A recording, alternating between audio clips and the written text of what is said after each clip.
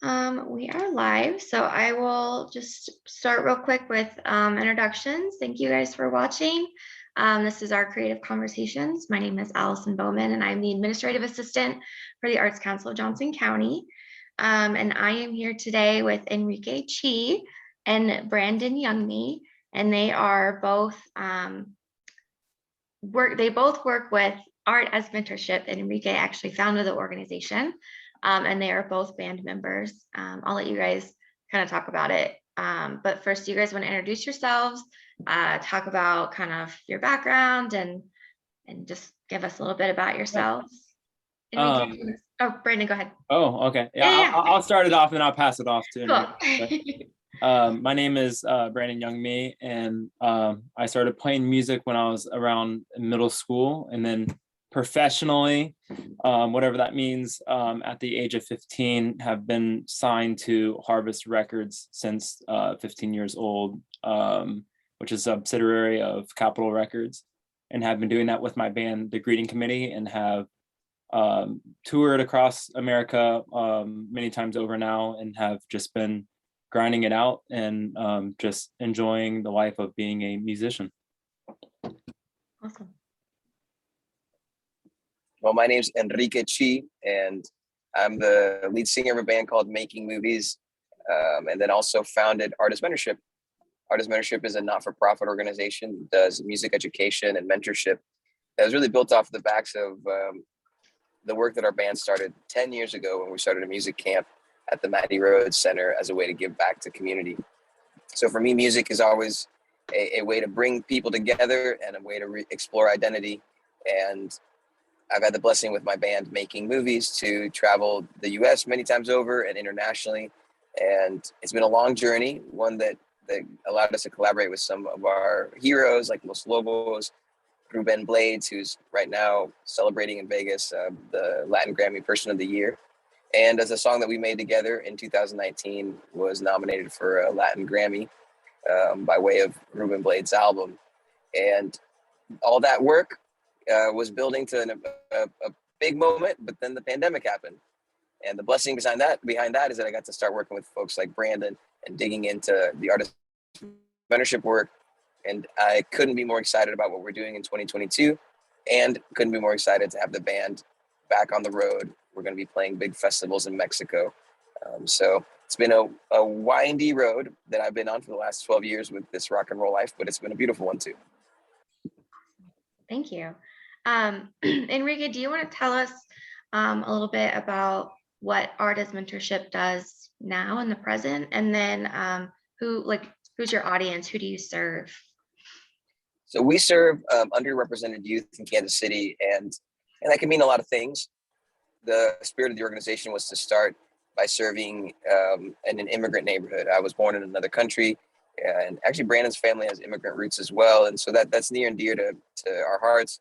The reality that it can be difficult to transition in a new place, and so we put a music camp in that neighborhood. But as the organization has grown, we realized that we had unlocked something special by using songwriting as a way to empower young people.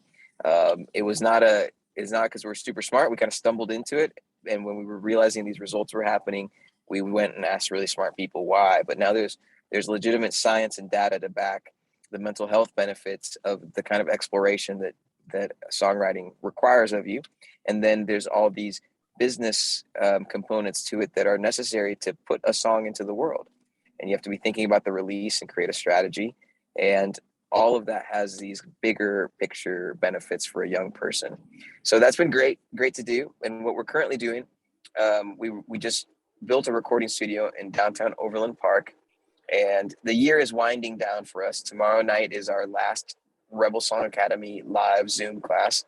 And it's a big one. We have Martin Kierszenbaum, who manages Sting and Shaggy, has produced with Lady Gaga and many others, is our guest. So young artists in Kansas City, whom some of them grew up without even really access to great music lessons. They're not only getting opportunities to learn about music, but they're getting sorry, I got a call that disrupted this. They're getting opportunities to learn about music, but they're getting opportunities to hear from industry professionals about the music industry and to realize that there are paths to be a part of it, which has been really great.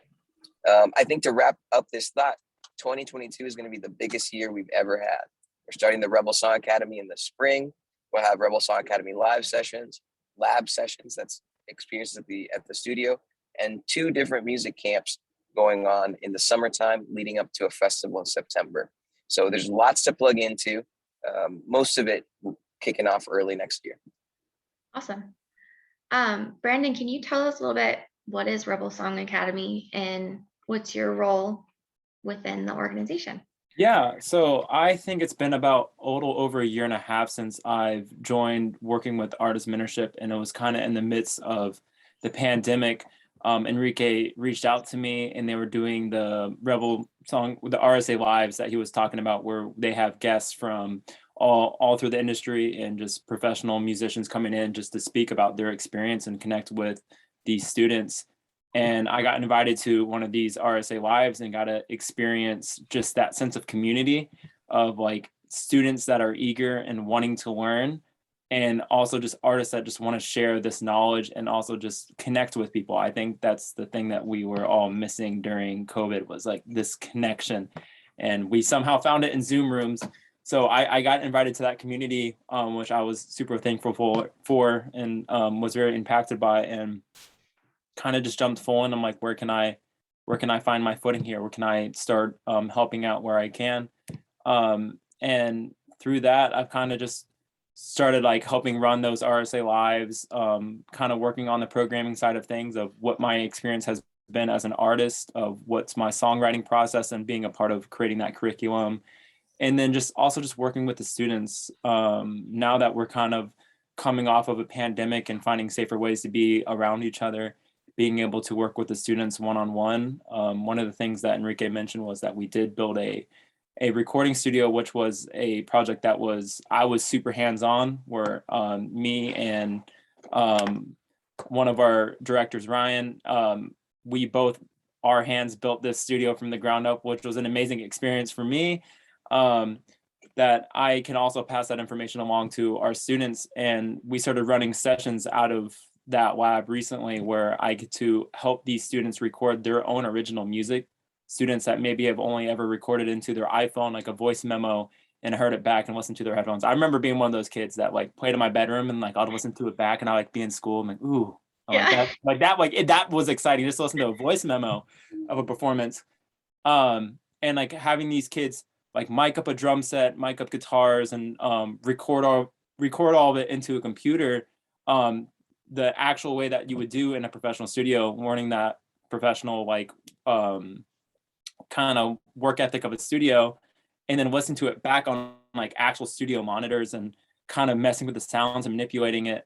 That's what we've been doing recently, which has been really exciting. That I am just so happy to be a part of that and being able to do that with our students. And that's just something we've been testing out recently with the new build of the studio, but we'll be doing intensively in 2022, which I'm very excited about. Yeah, that's very cool. And that's at Interurban Art House, right? Yes, it is. Yes. Yeah. Yeah, that's awesome. Well, Brandon was actually hammering things into the wall. I was mentally moving things to put them into the wall. And I broke sweats sometimes with my mental hustle. Brandon doesn't give me enough credit about how much I did, but I just want to throw that in there, Brandon. You're not giving me enough credit about that studio. I got you next time. I know now. Mental note. I did help that one day, that one time. You know, you've helped a couple times. You helped with installation. I'm messing with you. Curtains. No, you put some work in there too. Don't undersell it. But Brandon really took this on, and you know, nothing happens without mentorship. I think that's why the name of the organization. I was hesitant about it when we started. I was like, is it too cheesy? Art as mentorship. But the reality is that's been our whole life. Our whole artistic output has only been possible by amazing mentors, and the studio build is one of those, where we had Scott McEwen, who's a studio owner in Nashville and now Memphis, Tennessee, and then Ben Jonas, who had studios in the Bay Area, in New York City. Both of them just donated so much of their time and their insight to teach us how to do it. And by teach us, I mean teach Brandon. And Brandon went and actually did it. And it was like this eye-opening moment when they were done building this thing, and we tested it out, and we had our band in there full throttle. And right outside those doors, in Urban Art House was hosting a board meeting, and we weren't disturbing them, and that meant we could do programming all day long in the summer and not be afraid that a teenage punk band is just screaming in the back. It's not going to mess anything up. And that was such an accomplishment. So I'm really proud of Brandon, Ryan, and all the folks who put in hard work into that. Yeah, that's really cool. You too, Enrique. I'm just kidding. So I guess, Enrique, what are some of like the top few things that you want people to know about Art As Mentorship, or like what are the big things that you want people to take away from this conversation or just the organization itself? I think we are growing. The reason why I'm in motion, I just got to Boys Grow Farm. I don't know if you have ever been here. I might walk around and show you all the place, but Boys Grow is an amazing other not-for-profit, and John Gordon, the founder, has mentored me. I didn't have the courage to start a not-for-profit until I asked folks like him. I was like, we've been doing this music camp. Seems like we could do a lot more. Do you think this would work? And he was a really insightful mentor. So we're here because we're doing a happy hour to launch a development committee. And because we're a rock and roll organization, it's going to be fun. We have a chef making amazing food from Mexico. Juan Carlos, who was driving right now, is my bandmate, but he's also bartending tonight and making palomas. And we're going to dream up some incredible ideas for music events to raise money to keep doing this programming. So what I would like to say is join us. We are growing rapidly and the teams are forming. So it's in this fun time where you could be part of the baby steps, the ideas that will become institutionalized later. So if you're listening and you're like, man, that sounds kind of cool. Like Sting's manager is going to come talk to young people. That's happening tomorrow. And they're doing a music festival in the Crossroads. Yep, in September.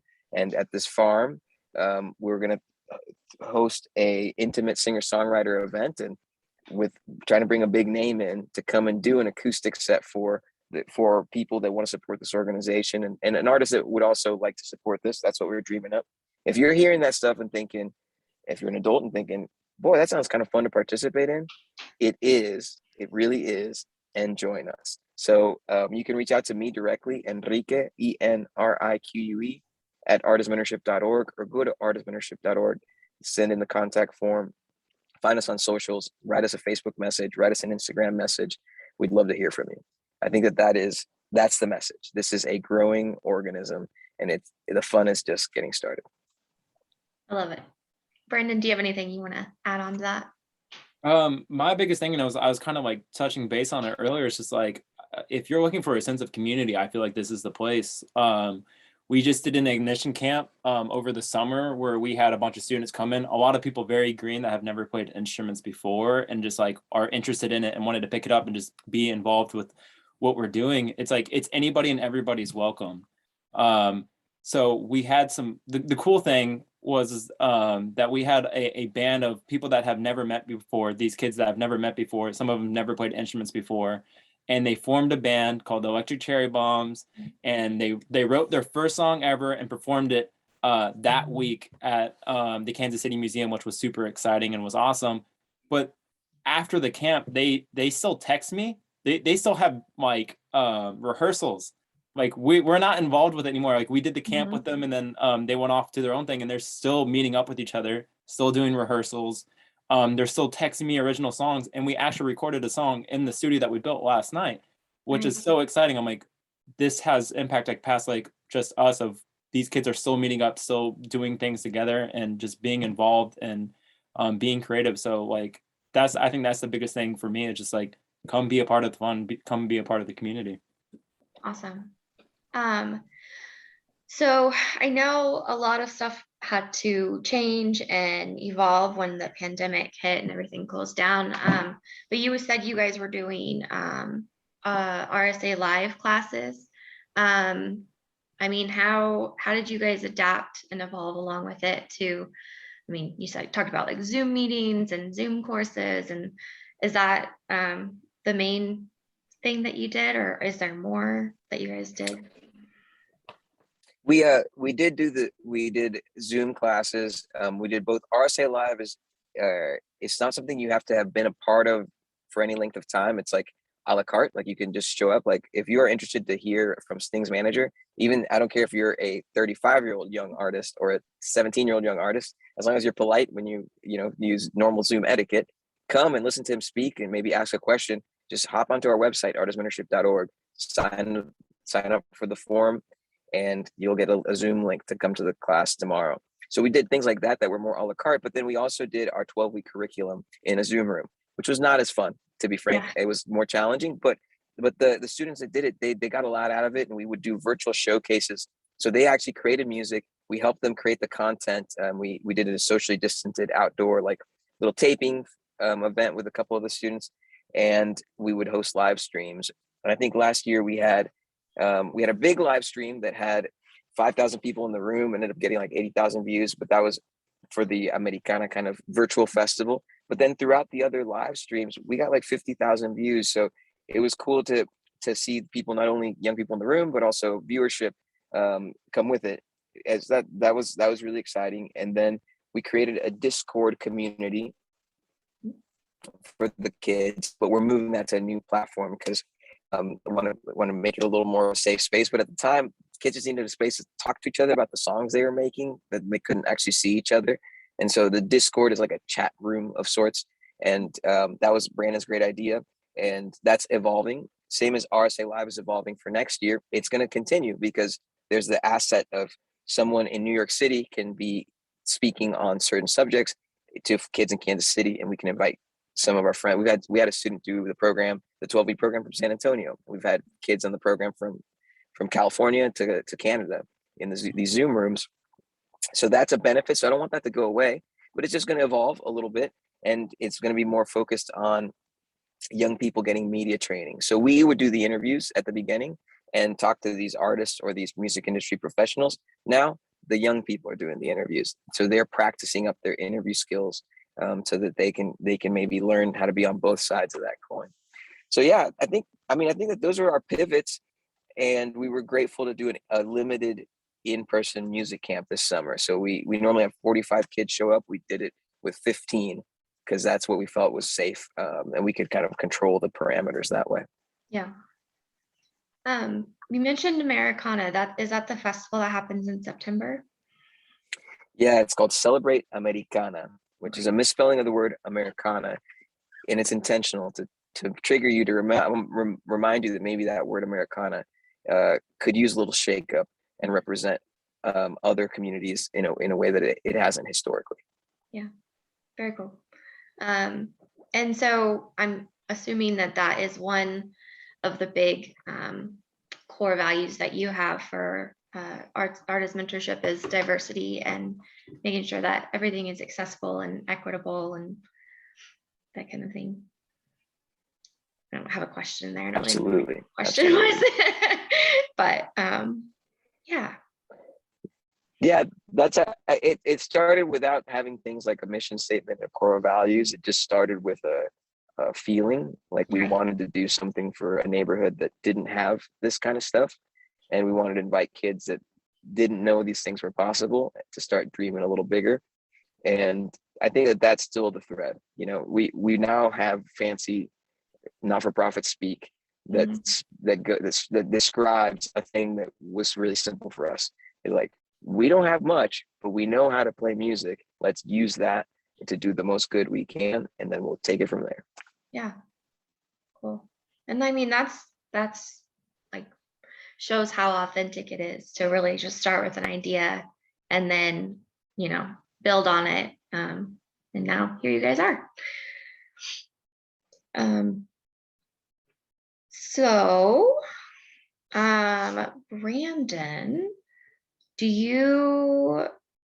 I think we've kind of talked about it a little bit, but how can the community support Art As Mentorship?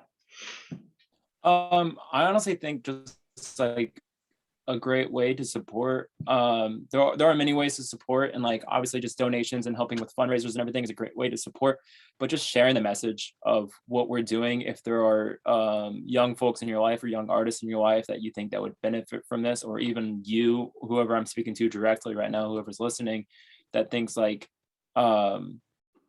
this work is like interesting or they would benefit from it, I think that's kind of one of the best ways to support this work, is just getting involved and being a part of it.